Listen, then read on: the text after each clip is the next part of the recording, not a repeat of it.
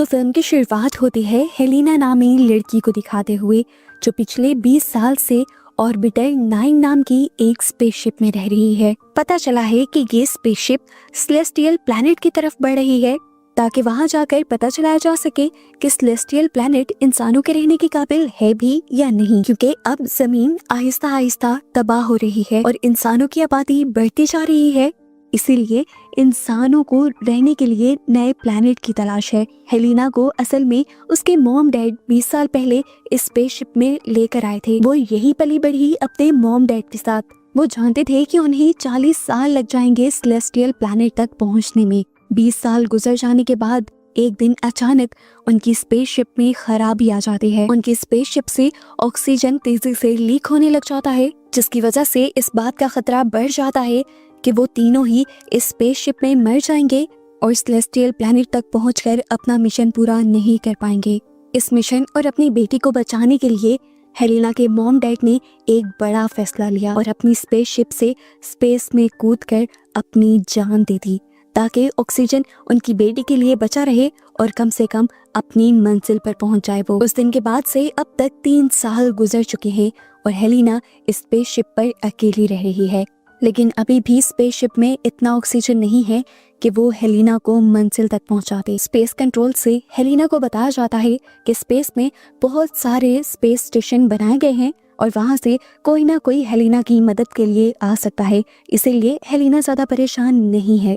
ऐसे ही एक दिन हेलिना जब अपने रूटीन का काम कर रही थी, तो तब उसके स्पेसशिप को जोर से झटका लगता है। ऐसा उसकी स्पेसशिप में पहली मर्तबा हुआ था। कंट्रोल पैनल पर जाकर उसने चेक किया तो उसे पता चला कि आज उसकी स्पेसशिप के साथ एक छोटा स्पेसक्राफ्ट जुड़ रहा था। कुछ ही देर में हेलिना की स्पेसशिप के अंदर एक स्पेस इंजीनियर आता है जिसका नाम एलेक्स था। हेलिना उसे देखकर बहुत ज्यादा हैरान थी, क्योंकि पहली मर्तबा उसने अपने मॉम डैड के अलावा किसी तीसरे इंसान को देखा था।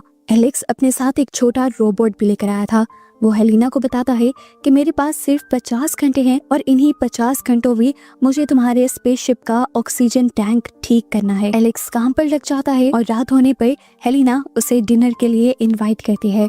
एलेक्स उसके साथ डिनर करना तो नहीं चाहता था, लेकिन फिर वो उसकी बात मान गया। रात में एलेक्स इसी स्पेसशिप के अंदर आराम करता है और हेलिना इस दौरान उसे बहुत गौर से ऑब्जर्व करती है। हेलिना के दिल में फीलिंग्स जागने लग जाती हैं और ये दोनों एक साथ ही रात गुजारते हैं। आज सुबह जब हेलिना उठी तो ये दिन उसके लिए काफी डिफरेंट था। वो बहुत ज्यादा खुश थी। वो एक्साइटेड होकर एलेक्स के पास जाती है, पर एलेक्स उसे कुछ नहीं कहता और बताता है कि अब उसका काम खत्म हो गया है और वो यहाँ से जाने वाला है। हेलिना की खुशी फौरन खत्म हो गई थी और इस बात से हेलिना को और भी गुस्सा आया कि एलेक्स उसे गुड बाय भी नहीं कहकर गया था।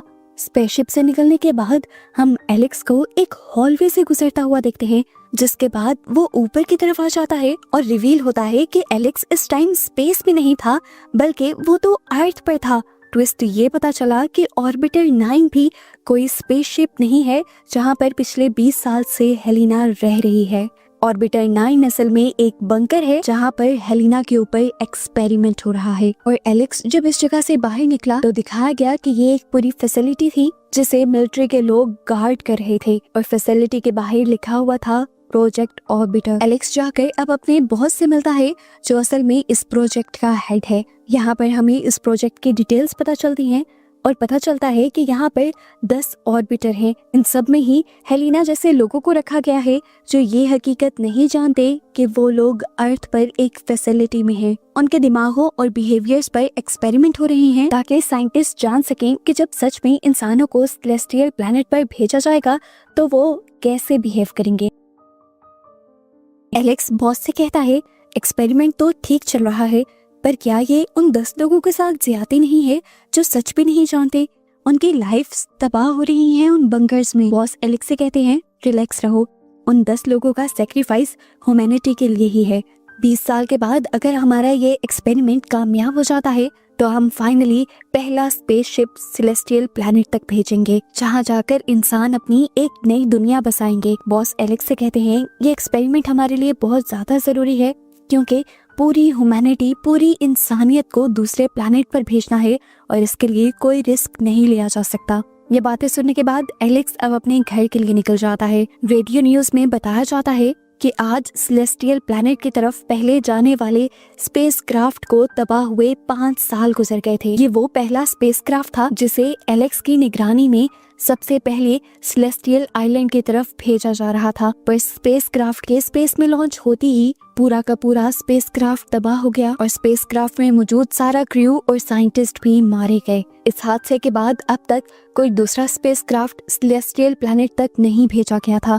उस हादसे के बाद से एलेक्स पूरी तरह डिप्रेशन में चला गया था और अब उसका इलाज भी चल रहा था। घर आने के बाद एलेक्स को हेलिना याद आने लगती है और वो अपने रोबोट से हेलिना की रिकॉर्डेड फुटेज चलाने को कहता है। उसे दोबारा वही गिल्ट सताने लगता है कि हेलिना की लाइफ उस बंकर में तबाह हो रही है। जब उसकी सोचें उसे एक हद से ज्यादा डिस्टर्ब कर देती हैं, तो वो अपनी साइकियाट्रिस्ट के पास चला आता है। साइकियाट्रिस्ट बात करने के लिए आज तक उसके सामने नहीं गई थी। ये लोग एक स्क्रीन के पार से बात करते थे। एलेक्स उसे अपनी सोचें बताता है कि किस तरह 10 लोगों को साइंटिस्ट इस तरह इस्तेमाल कर रहे हैं जिस तरह लैब में किसी चूहे को इस्तेमाल किया जाता है, और उन सब के लिए एलेक्स परेशान है। अपना सेशन कंप्लीट करने के बाद एलेक्स घर भी आ जाता है और दोबारा हेलिना की पिक्चर्स देखने लग जाता है। उसे हेलिना इतनी याद आती है कि वो दोबारा हेलिना के बंकर की तरफ जाने का फैसला करता है। यहाँ अपने स्पेसशिप के अंदर हेलिना दिखती है कि उसके स्पेसशिप में झटके लग रहे थे। उसका एआई सिस्टम उसे बताता है कि उसकी स्पेसशिप के साथ एक और स्पेस क्राफ्ट अटैच हो रहा है। वो हैरान थी, उसने तो हेल्प के लिए किसी को भी नहीं बुलाया था। थोड़ी ही देर में एलेक्स स्पेसशिप के अंदर आ जाता है और हेलिना ये देखकर हैरान हो जाती है कि उसने स्पेस सूट नहीं पहना था।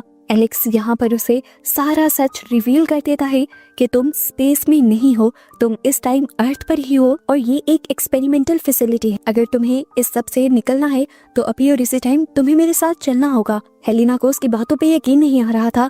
वो पिछले 20 सालों से यहाँ थी। तो अब एलेक्स यहाँ पर लगे हुए कैमरास निकाल कर हेलिना को दिखाता है। वो बताता है कि बचपन से एक्सपेरिमेंट हो रहा है तुम्हारे ऊपर नजर रखी जा रही है, तुम्हारे बिहेवियर को, तुम्हारी बॉडी को ऑब्जर्व किया जा रहा है। ये सारी बातें करते हुए वो अब कंट्रोल पैनल तक जाता है और हेलिना की पुरानी रिकॉर्ड हुई सीसीटीवी फुटेजेस को लाइव फुटेज के साथ मर्ज कर देता है, ताकि जब हेलिना यहाँ से निकले तो किसी को भी शक ना हो। और हेलिना की मूवमेंट को ट्रेस करने के लिए वो अपना रोबोट यहाँ पर छोड़ देता है, ताकि किसी को भी शक ना हो कि हेलिना ऑर्बिटर 9 से निकल चुकी है। एलेक्स अब हेलिना को लेकर बंकर के बाहर आ गया था। बाहर आते ही हेलिना की हार्ट बीट बहुत ज्यादा तेज हो जाती है, क्योंकि वो पहली मर्तबा रोशनी को देख रही थी। वो अपने इर्द गिर्द के माहौल को देखकर ऐसे हैरान हो रही थी जैसे ये सब नकली हो।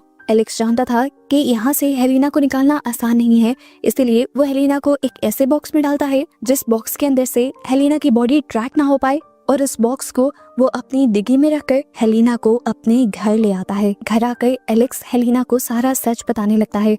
वो बताता है कि मैं एक साइंटिस्ट हूँ और इस प्रोजेक्ट का एक बहुत बड़ा हिस्सा हूँ। प्रोजेक्ट की डिटेल्स बताने के बाद वो हेलिना को ये भी बताता है कि मैं उस दिन ऑक्सीजन टैंक ठीक करने नहीं आया था, मैं वहाँ का एआई सिस्टम चेक करने के लिए आया था। एलेक्स उससे ये भी बताता है कि तुम्हारे मॉम डैड भी अभी तक जिंदा हैं। ये बात सुनकर हेलिना शॉक हो जाती है और उनसे मिलने की रिक्वेस्ट करती है।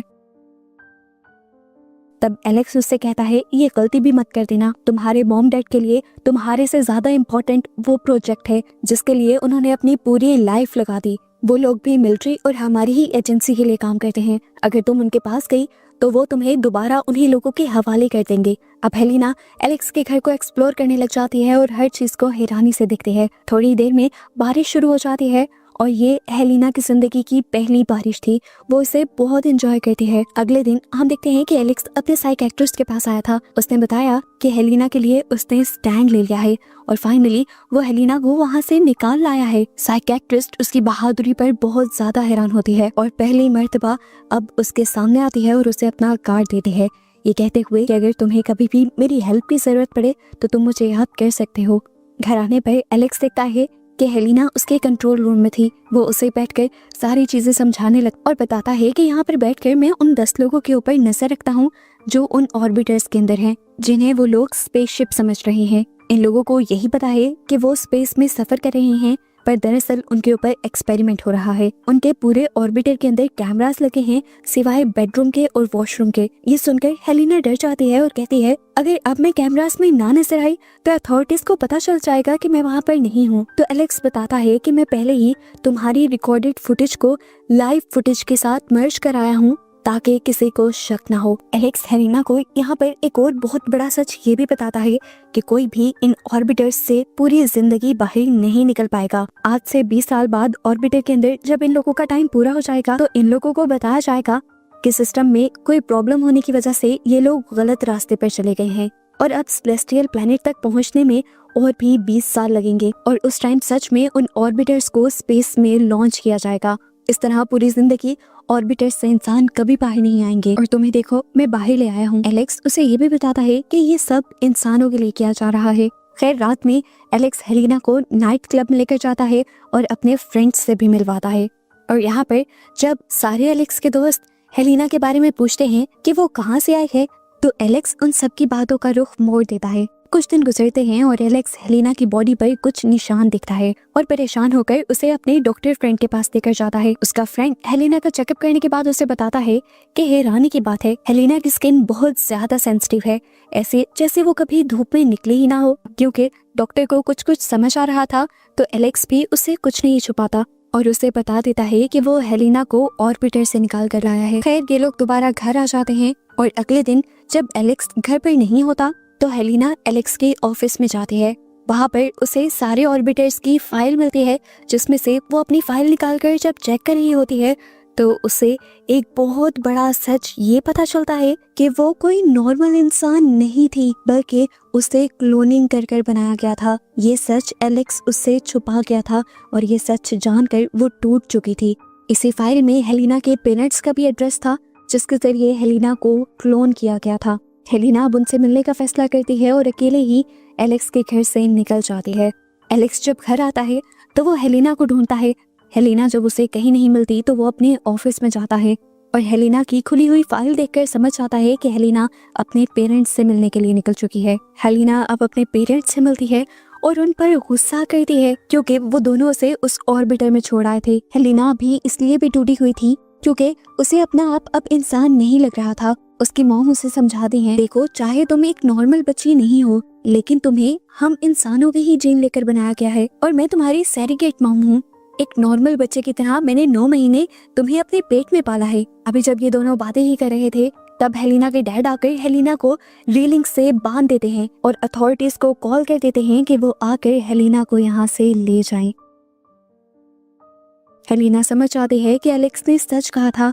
उसके पेरेंट्स के लिए उससे ज्यादा उनका ये प्रोजेक्ट इम्पोर्टेंट था। पर हेलिना की मॉम के अंदर अभी भी हेलिना को लेकर इमोशंस थे। वो यहाँ अपने हस्बैंड को ही बेहोश कर देती हैं उसके सर पर कोई चीज मारते हुए और हेलिना को यहाँ से भगा देती हैं अथॉरिटीज के आने से पहले पहले। कुछ देर तक वो सड़कों पर ही भागती रहती है और तभी उसे एलेक्स मिल जाता है जो उसे ही ढूंढ रहा था। हेलिना उससे भी बात नहीं करना चाहती थी क्योंकि उसने भी हेलिना से सच छुपाया था। एलेक्स के पास भी अपनी सफाई में बोलने के लिए कोई लफ्ज नहीं थे। उसने बस हेलिना को गले लगा लिया। यहाँ अब अथॉरिटीज को पता चल गया था कि हेलिना ऑर्बिटर से बाहर निकल आई है, इसलिए वहाँ के लोगों में एक अफरा तफरी सी मच जाती है। अथॉरिटीज ये फैसला करती हैं कि हेलिना को मार दिया जाएगा क्योंकि उनके इस प्रोजेक्ट को तब तक सीक्रेट रहना था जब तक वो ऑर्बिटर्स को स्पेस में लॉन्च न कर देते। एलेक्स जानता था कि अथॉरिटीज जल्द ही उस तक आएंगी, इसलिए वो हेलिना को लेकर अपनी साइकियाट्रिस्ट के पास चला जाता है और साइकियाट्रिस्ट भी उसे छुपाने के लिए मान जाते हैं। मिलिट्री सोल्जर्स जो हर जगह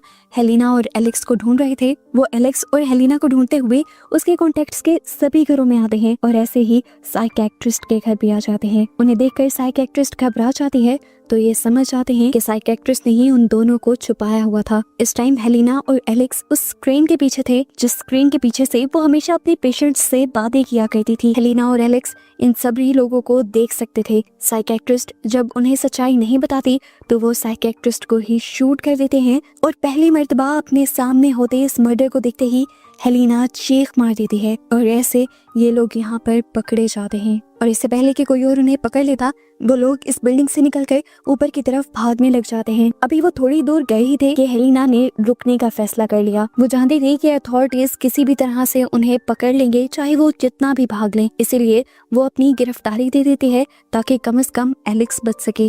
रात में एलेक्स टूटा हुआ नाइट क्लब में आ जाता है जहाँ वो अपने फ्रेंड डॉक्टर से भी मिलता है और दिखता है कि उसकी कंपनी के लोगों ने डॉक्टर को भी बहुत मारा था। उसी के बारे में पूछने के लिए। यहाँ पर डॉक्टर उसे एक और हैरानी की बात ये बताता है कि उसने हेलिना के बहुत सारे टेस्ट किए थे और टेस्ट के रिपोर्ट्स के मुताबिक उसे पता चला कि हेलिना अर्थ के एनवायरनमेंट में सरवाइव कर ही नहीं सकती, क्योंकि वो पिछले 20 साल से ऑर्बिटर के अंदर रही है और अगर उसे जिंदा रखना है तो उसे वापस ऑर्बिटर के अंदर ही जाना होगा। ये सोचते हुए एलेक्स के दिमाग में एक नया आइडिया आता है और वो फौरन अपनी कंपनी में वापस जाता है, जहाँ पर हमें पता चलता है कि अथॉरिटीज हेलिना को मारने का ऑर्डर दे रही थी, क्योंकि वो जानते थे कि अब हेलिना को ऑर्बिटर 9 से बाहर निकलने का रास्ता पता चल गया है और अब हेलिना ऑर्बिटर 9 के अंदर नहीं रह सकती थी। इससे पहले कि वो लोग हेलिना को मार देते, एलेक्स वहाँ आकर अपने बॉस से कहता है, मेरी बात सुनिए, हेलिना इस टाइम प्रेग्नेंट है और उस बच्चे का डैड मैं हूँ। हेलिना अर्थ के एनवायरनमेंट में सेफ नहीं रह सकती। मैंने उसके बहुत सारे टेस्ट करवाए थे। उसे अगर जिंदा रहना है तो ऑर्बिटर 9 के अंदर ही जाना होगा। मेरे पास एक आइडिया है जिससे आप लोगों का सीक्रेट भी सेफ रहेगा, आप लोगों का मिशन भी पूरा हो जाएगा और हेलिना और मेरी लाइफ भी सेट हो जाएगी। मैं और हेलिना दोनों ऑर्बिटर 9 के अंदर रहेंगे, वहीं पर अपने बच्चे को पालेंगे और जब वक्त आएगा तब स्पेस ट्रेवल भी करेंगे। बॉस को और क्या चाहिए था, वो एलेक्स की बात मान लेते हैं और फाइनली हेलिना की जान बख्श दी जाती है और इन दोनों को ऑर्बिटर 9 के अंदर भेज दिया जाता है। वक्त गुजरता है और हमें 20 साल बाद का सीन दिखाया जाता है। बॉस इस टाइम बूढ़े हो चुके थे और अब वो टाइम आ चुका था जब उन ऑर्बिटर्स को स्पेस में लॉन्च करना था। वो इस टाइम ऑर्बिटर 9 के बाहर खड़े थे और उस बंकर के अंदर से एक जवान लड़की बाहर निकलती है। ये लड़की हेलिना और एलेक्स की बेटी थी। वो लड़की एक तेज आवाज के आने पर आसमान की तरफ देखती है और पता चलता है कि ऑर्बिटर 9 अब स्पेस में लॉन्च हो चुका था। इन लोगों का ये एक्सपेरिमेंट कामयाब रहा था और अब सभी ऑर्बिटर्स सेलेस्टियल प्लैनेट की तरफ निकल चुके थे, जो इन सब के लिए एक बहुत बड़ी सक्सेस थी। और बस यही सब दिखाते हुए ये मूवी यहाँ खत्म हो जाती है।